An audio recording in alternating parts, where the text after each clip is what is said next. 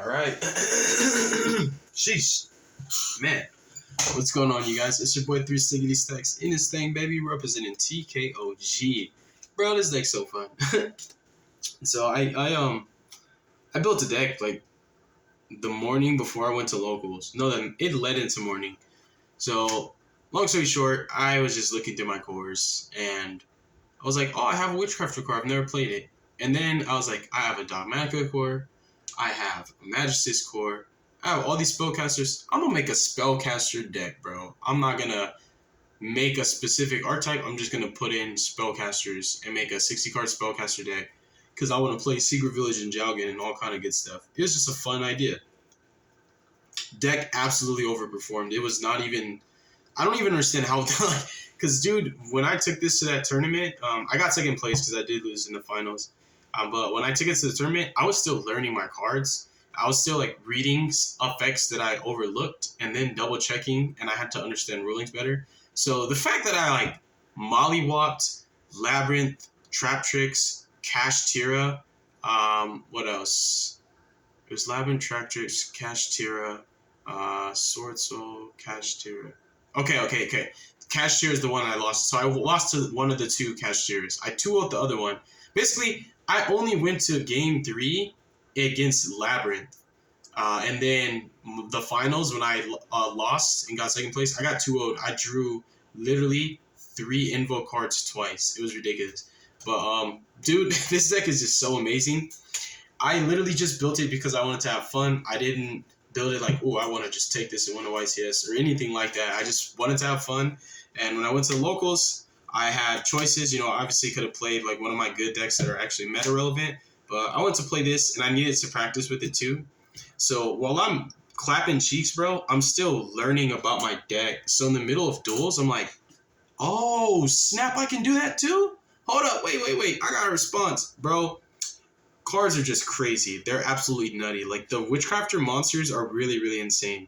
Like, you guys are in for a treat. This is a 60-card spellcasters. The main engine is the Witchcrafters because out of all the archetypes, they were the ones that I had not played out of all my other spellcaster decks. Like, I know how to play Magistus to an extent. I know how to play Dogmaticas and Invokes, all the simple stuff, Shaddolls. But this, I never played before. So I really wanted to test it. And yeah, bro, these cards are crazy. Even when people read them and know what they do, they're so awkward to interact with. And there's not really no one really hand trapped me correctly except Ash on Tribute for cost. Other than that, it's just like they had to see normal cards like Alistair, and it was just insane, bro. Like, I literally played through 3 hand traps with this 60-card spellcaster goo. So yeah, if you guys like this kind of content, definitely consider subscribing to the channel. Leave a like if you liked the video, leave a dislike if you didn't. When you subscribe, click the notification bell. And yeah, you guys, so round 1 I played against, I need to start doing tournament reports more often too. But round 1 was Labyrinth. Game 1, I went first, I won. It was just crazy. Like, I don't even know how many cards I got, but I got like a +7. And then while he was reading my cards, I was reading my cards because he was literally trying to read a card, and I was like, wait, hold on. I didn't know I could do that. I'm going to activate that right now. While you're reading it, I'm going to activate this effect. Like, I was going crazy.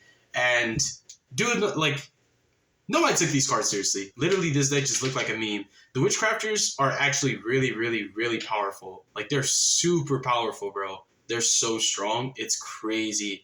Like, they literally have Towers outs, Skill Drain, Floodgate outs. They actually play through hand traps extremely well. And they're only susceptible to 3 hand traps. Ash, Gamma, and Shifter.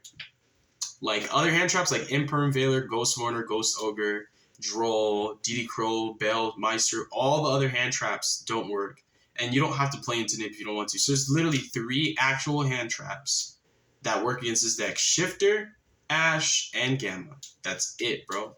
It's crazy. So this deck is awkward to interact with too. But yeah, we stomped out Labyrinth. We played Trap Tricks. That was a 2-0. Labyrinth, we did lose game 2. I'm not gonna lie, we did. We lost game 2. It was like anti-spell, skill drain, Trap Tricks, Mommy in hand. He just had everything. And I drew all engine, and I drew I do like Alistair, Magical Dimension, Witchcrafter stuff, Dead Talents. Yeah, it was not looking good because anti-spell. But anyways, yeah, and then game 3, obviously, so I beat the Labyrinth. Trap Tricks I 2-0'd. I actually played through his board both times because I won 2 dice rolls, but Trap Tricks I lost the dice roll and I played through his board. I played through all of his back rows, his Rafflesia. He had follow up, but I basically outgrinded him because I didn't kill him, and I resolved Vice Madam all 3 effects on my turn and on his turn. I got like a +4. This deck is really so cool to me too because of how it's able to play on both turns. It's very interactive, and it gets so much follow up and advantage, and it just literally has negation, spot removals, coverage. I outed Shangri-Ira and Arise Heart with this card. Yeah, I also used it against Slab. Yeah. Yeah, bro. I also didn't lose because game 2 against Castura was getting ready to go into time, and I didn't lose any life points because all my other Witchcrafters were in defense. I had my Link 1. He Lava Golem me. Went into battle phase, declared an attack on my only attack position monster, Golem Aruru that he had read twice, and he still played into it. I Golem Aruru, bounced back his Fenrir. Yeah, bro. Card's crazy. I normaled Alistair. Effect of Arise Heart to target Alistair. I revealed Golem Aruru, bounced the Arise Heart. Alistair resolved that Invocation. I used Invocation to summon the Witchcrafter Fusion after that. If any spellcaster gets targeted for card or effect, this card is ridiculous. It outs Shangri-Ira, it outs Arise Heart, it outs Nappies. It plays through boards. It's super interactive. It's super broke. I'm actually going to play 3 of this card. Every hand that I didn't see it just, bro. Because the way I built this deck was all of my non-engine is still going to supplement my engine and help me to play through interruptions and be dual purpose so they could be like extenders. But yeah, let's get into the profile. We'll talk more because that's so much time spent without the list even being revealed. So here, we're on double Golem. I would definitely play 3. She's mommy. She's very, very gross. This card is freaking ridiculous. This deck has so much ways to deny counterplay. This is just one of the mini cards. This Madame Vere, Unveiling. It's crazy. It's actually crazy. Speaking of Madame Vere, she is ridiculous, bro. She can out towers. I had 10 spells in hand. Yeah, I had 10 spells in hand. I didn't do it to get a 10,000 boost, but I had 10 spells in hand. She literally could have made any one of my Witchcrafters gain 10,000 attack. I can out any towers. She's ridiculous. She's a blanket pseudo skill drain. Everything about her is really, really good. And these cards like this and Hyena I go into them pretty often, but I never, ever, ever go into them turn 1. I don't end on them ever. Whenever I tribute my little Witchcrafters, I summon more little Witchcrafters because I do combos with them and their graveyard effects. You're going to see because this deck is kind of obviously it's a rogue deck, but this deck is kind of difficult to understand at first. And I learned a lot just that the first day playing it, but also I was playing it very poorly. And it was crazy, bro. I was playing this deck so poorly and I was still 2-0ing people. I still 2-0'd Cash and I was still reading my cards. It's just ridiculous. This deck is actually really, really good. But yeah, these cards are just, sometimes you're going to go into them, sometimes you won't. But this is a Trident. This is a skill drain and it outs towers. This is Mommy. It outs anything. Or you could just bounce one of your spells back. Turn 1, if your Alistair gets impermed, you reveal Golem Maru, target a Witchcrafter spell, bounce, summon, and then make the Alistair link, the Mr. Crowley. Or you make Cross Sheep. You make any link you want. But most of the time I go into the Prophecy link and then just get a Spellbook of Judgment or any draw 2 or anything. And I wanted to play 2 Hyena just so I can do frog lock people to untargetable boards. With this and Vice Street, your whole board is all Dragoons. And while she's up, she also helps a lot with your crackback and your follow-up plays because Alistair can no longer be targeted, which is ridiculous. Your Fusion cannot be targeted. So pretty much you can prevent your cards from being targeted by anything, destroyed by anything. And then on top of that, Witchcrafter Unveiling. Yeah, we'll get to there. We'll get to it. This deck is crazy. This deck is so fun. It's so crazy. I was clapping cheeks, bro. I really was. 3 Shmieta. She's my favorite one. For the grind, I love Pottery. I actually play a lot of Witchcrafters. Not just because it's 60, but because I just love opening them. Because the goal is actually to summon Madam. I'm just gonna call her Mommy number 2. And yeah, there's a lot of combos where you can do Madam. Because like instead of summoning the big ones, like how we used to do before the fusion came out, we actually summon the little ones off the little ones and then do combos to get access to this. So we can stop right here for a sec. So for example, if I open any Witchcrafter that's not Pitore, use its effect to summon a Witchcrafter from deck, what I do is I link that one that I summoned into any link one, like the Magistus, for example. And then what I'll do is I'll use, if I didn't start with Shmeta and I started with one of these, I will literally use these to summon Shmeta. If you start Shmeta, you use her to summon anyone you need. But if, let's say you open Pitore or Shmeta, you use one to summon the other, link the other one in the Magistus, use her effect to Foolish Burial any Witchcrafter card, and then use Pitore to add it. So what you do is if you discarded creation for cost off of this, you basically, it's crazy. You get to like copy creation, get a monster added, and then you get to add the fusion spell back, and you activate it and you make the fusion monster. But even with just these 2 cards, you get the fusion spell from grave to hand, and you also have Magistus, the Magistus Link monster up, so all you need is any random Witchcrafter, which is just ridiculous. You just need any random Witchcrafter. And Ginny is insane. Ginny is actually, all of these cards are actually really broken. Like their graveyard effects play through Ash, hand traps. Like depending on what you discard for cost, they play through Ash like a lot. Even if you don't have counterplay for Ash. Like any of these 9, these are the best ones. I max out on them. She was at 2. I cut her down. I barely used her effect. I just played her for the count. But I think I have a decent amount of Witchcrafters. I have 14. It's enough for me. And then Genie copies, so like they all are basically like Lone Fire Blossoms, quick effect, tribute them, discard a spell, summon one. She can be a Spellbook of Master. She's a warrior returning to life for any Witchcrafter card. And she's Foolish Burial. This is just, I don't really use her effect that much, but she's banish and draw. And if you have a Witchcrafter to discard, you get to actually resolve the effect. So she is like a pseudo, she's like a pseudo upstart, depending on what you discard. Because like you can literally use her effect, draw, and then pitch one of these, and that's plus. Best high level one is definitely Golem I actually think Golem is better than the other 2, just because of the applications when you're not playing yet, how it allows you to actually get a chance to play, or it makes your bad hands better. So like these don't contribute to anything except when you're actually already playing. But this card gets you out of the early game, and it allows you to actually play when your hand's weaker. Like this card is ridiculous. It trades every single time. It's yeah, she's too much, bro. Golem is definitely being bumped up to 3. Because every time I drew that card, I drew that and Magical Dimension. Oh, you guys don't even know, bro. I play Magical Dimension in this deck, bro. It's ridiculous. I haven't even slept yet. Like when I got off work, I started messing with this deck again and like playing around with ratios and stuff. I was just like, I can't wait to get home to my Witchcrafters. But yeah, dude, she's getting bumped to 3. Because you either open her Magical Dimension, and those cards allow you to basically just deal with the Rice Art, Shangri-La, Fenrir, out Nat Beast. Like they just trade so well with boards. Magical Dimension dodges targeting effects too. And while this doesn't dodge targeting effects because it still resolves, it puts a body on field. So if they target your guy and it doesn't die, like they just Impervailer it, you basically get to bounce with their cards and then make a free link 2 in the process. So like you get Invocation, you make Cross Sheep, you trigger Cross Sheep. Yeah, it's crazy.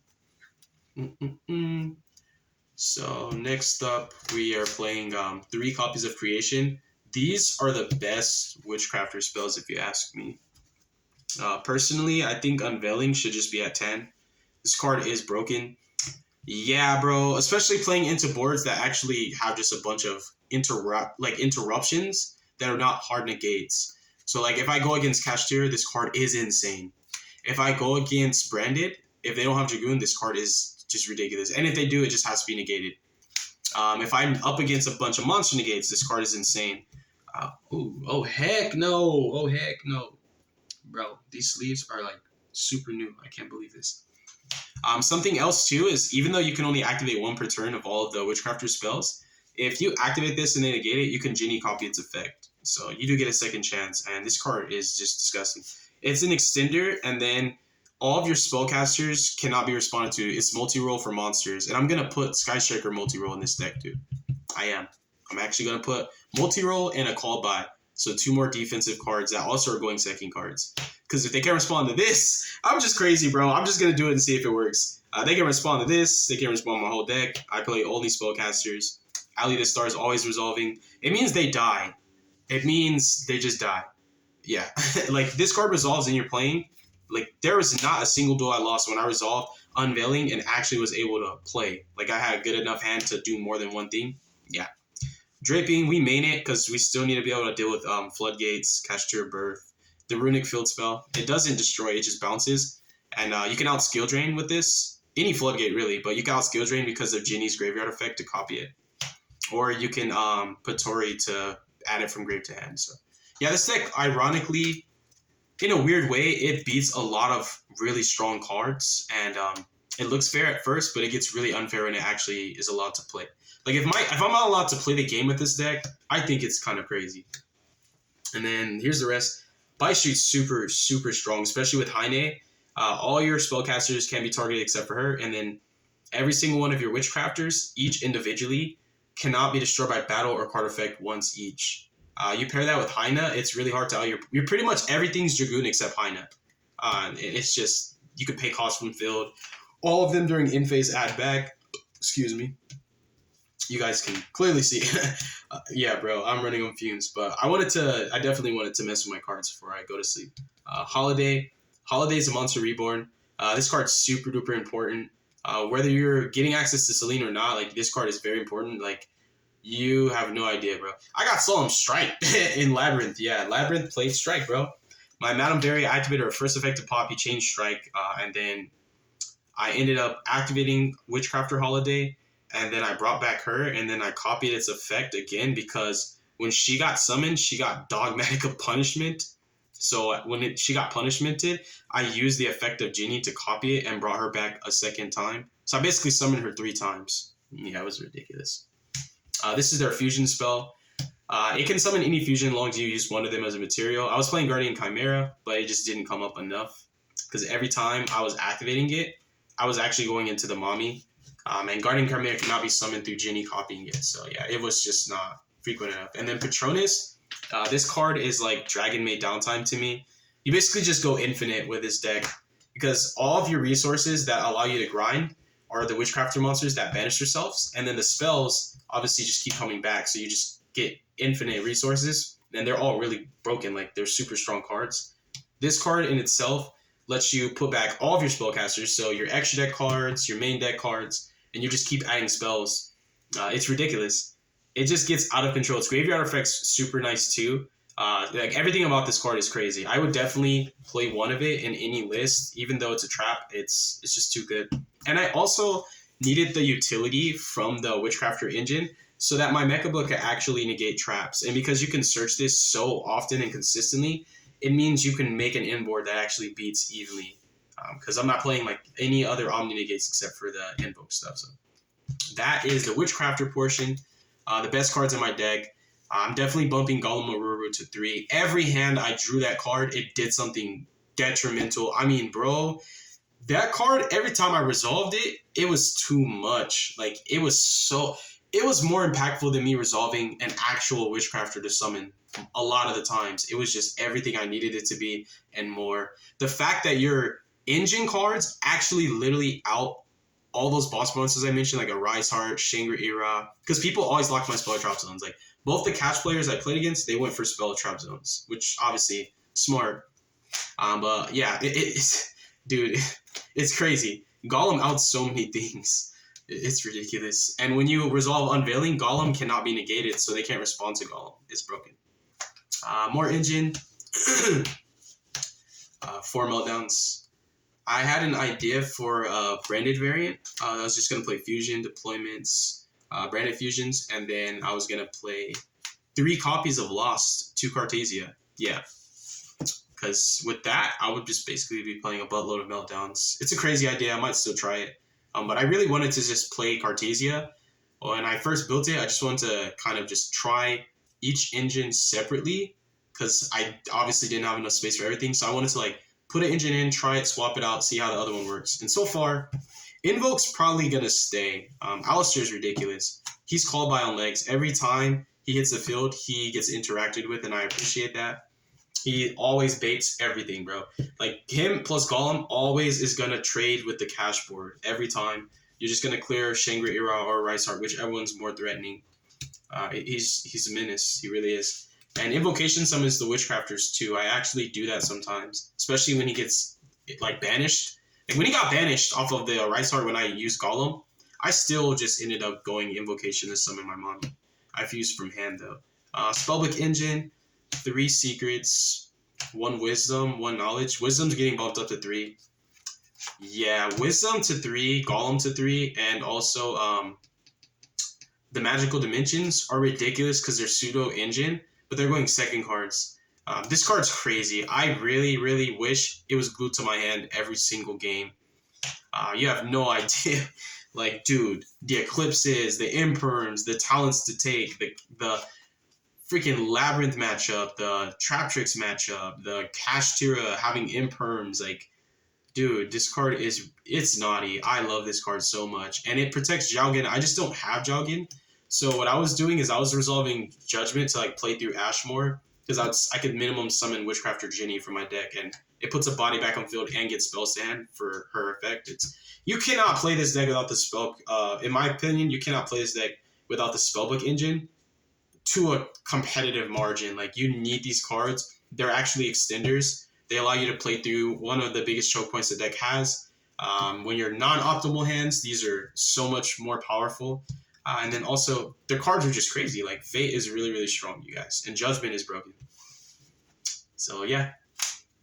And it also, playing the Spellbook engine allows me to play through so much more hand traps, because you have no idea how many times, like, putting bodies on field that traded, especially, again, with Golem Aruru and Magical Dimension, and then going into the Alistair link after, like, the Crowley link after Alistair got hand trapped, after I baited interruptions. 2 spellcasters go boom, draw 2, get Judgment, whatever I need. Going second cards. Gamma is the only actual hand trap I play right now. It's perfect. The synergy with the going second cards also is that these first 9 are meant to supplement my engine as well.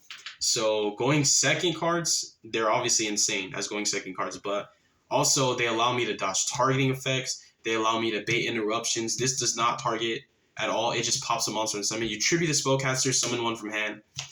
So it always stops Alistair from getting negated. So like this with Wisdom and all the other like engine cards that are also defensive allow you to play through so much. Like, you guys just have no idea how much I was playing through with this deck. It was just ridiculous. It didn't make sense. I was like, this deck's not real, right? There's no way I'm doing this. This card, again, it outs Rise Heart, it outs the cash stuff that's not Shangri-Ira, but Golem Aruru outs Shangri-Ira. It deals with everything that's not Nat Beast. It even can force Baron. So, like, if I normal Alistair and they target negate it with a hand trap or imperm, I chain this, Baron has to activate its effect now. So I've traded with 2 cards. Ridiculous. It's an extender.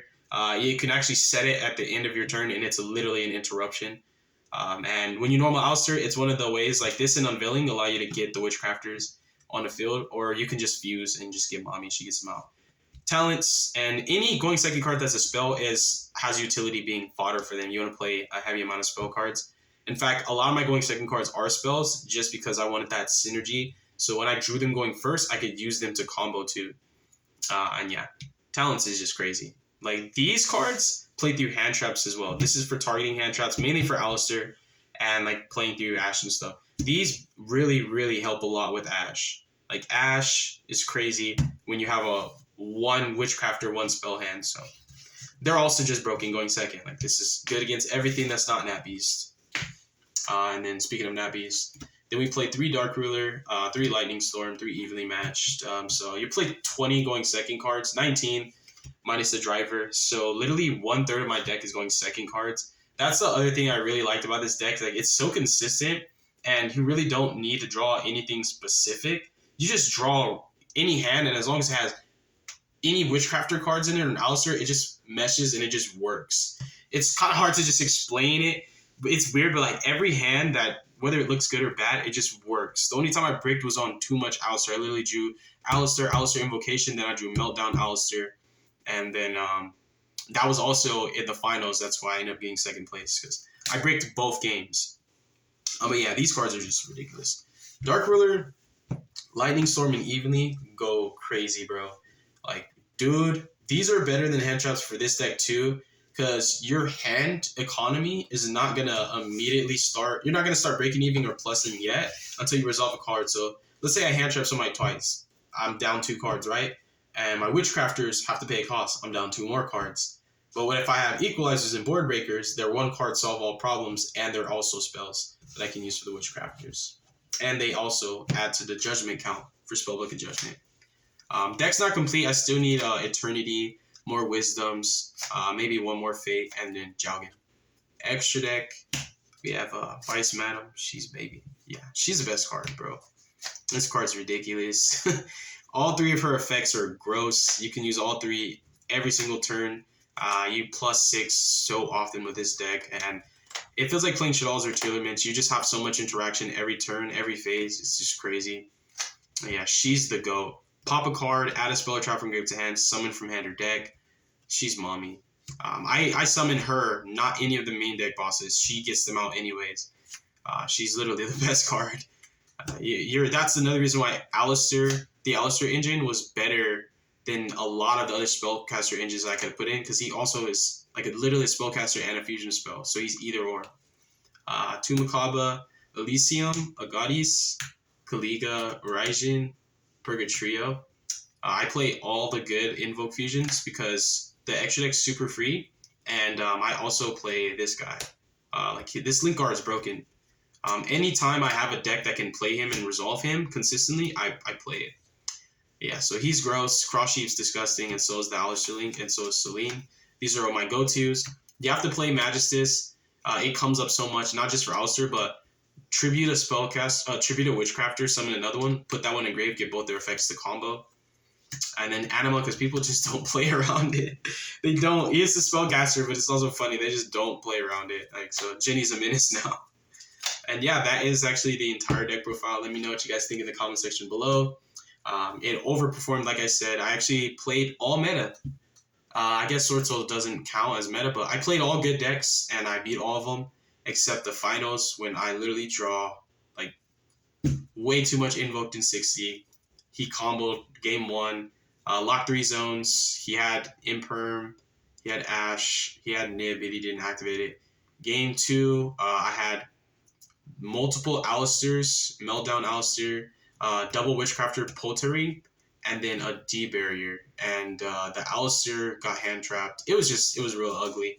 I drew insane every other matchup except for that one, and that's when I changed my deck. I was like, yeah, we are not playing hand traps anymore. Because I was playing Nib at that time, and I think something else. But yeah, let me know what you guys think in the comment section below. I'll have more content for this deck, combos, all that good jazz. I'm going to be playing it today at locals, so I'm going to try and tough it out and stay up even more like a crackhead, so I can take this deck to locals, because it's just super fun. I just don't want to stop playing it. You guys are going to see it in action. It's really, really good, bro. It's not broken or anything, but it's definitely so solid that it's a good deck. Like, Mathmex is a good deck. This is a good deck. Sword Soul is a good deck. This is a good deck. This is not a bad deck. This is not a road deck. This is a real deck. It does stuff. It does crazy stuff. And it wasn't complete. And I also didn't even understand how to pilot my deck correctly. And the fact that my deck's not complete, right? I don't know how to play it to the fullest extent of my abilities. It's missing cards. And then my opponents have decks they've practiced with, have everything they need, and they're meta decks, and they're still getting clapped up by an incomplete 60-card meta mesh by a pilot who's not even using his cards right. That's how good it was. Imagine if I actually was like a pro with Witchcrafters, bro. Like, that's how I know this deck definitely is good. It has potential. That's a testament in itself. But yeah, deuces as well, yo.